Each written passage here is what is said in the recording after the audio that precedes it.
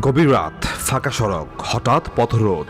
কয়েক সেকেন্ডের মধ্যেই ছিনে নেওয়া হয় টাকা, মোবাইল ও মূল্যবান জিনিসপত্র।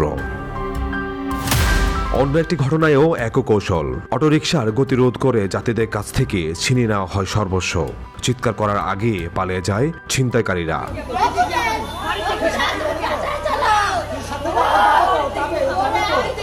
ছিনতাইয়ের এমন ঘটনাগুলোর মধ্যে গত ফেব্রুয়ারিতে কুমিল্লায় আলোড়ন সৃষ্টি করে কাস্টম কর্মকর্তা বুলেট বুরেগি হত্যাকাণ্ড।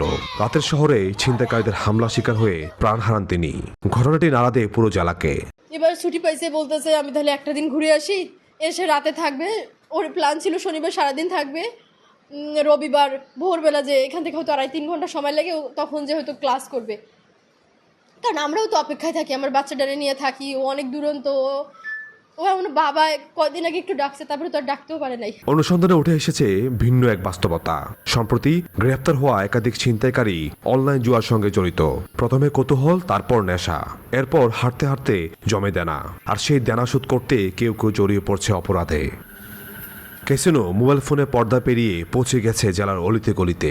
দ্রুত ধনী হওয়ার স্বপ্ন দেখানো এই ভার্চুয়াল জুয়ার আসর অনেক তরুণকে ঠেলে দিচ্ছে ঋণ, নেশা আর অপরাধের অন্ধকারে। নেশাগুলিতে নেশার টাকা, এই গেমের টাকা, মানে এগুলা মিলাইতে মিলাইতে ভাই আমার লাইফটা শেষ হল। এই গেম আমার জীবন ধ্বংস করে দিছে।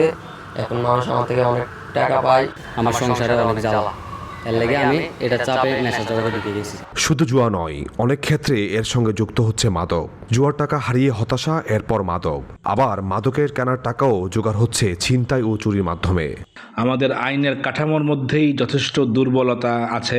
আপনি জানেন যে এই ছিনতাইকারীরা গ্রেফতার হয়, আবার খুব দ্রুতই ছাড়া পেয়ে যায়। ছাড়া পেয়ে তারা আবার দ্বিগুণ উৎসাহে তারা আবার সেই পেশায় সংযুক্ত হয়। তবে পুলিশ বলছে অপরাধ সংঘটিত হওয়ার পরপরই অভিযান চালিয়ে অপরাধীদের গ্রেফতার করা হচ্ছে। মানুষের সংখ্যা বাড়ছে, পুলিশের সংখ্যা কিন্তু বাড়ে নাই। সো আমাদের যে অল্প সংখ্যক পুলিশ নিয়ে আমরা কঠিন হয়ে যায়, তারপরও আমরা কিন্তু থেমে নেই। আমরা প্রতিটা মুহূর্তে কাজের মধ্যে আছি। আইন শৃঙ্খলা বাহিনীর তথ্য মতে গত 6 মাসে কুমিল্লায় 1152টি মাদক মামলা, চুরির ঘটনায় 244টি, ডাকাতির ঘটনায় 28টি, দস্যুতায় 38টি মামলা হয়েছে। ইশতিয়াক আহমেদ, সময় সংবাদ, কুমিল্লা।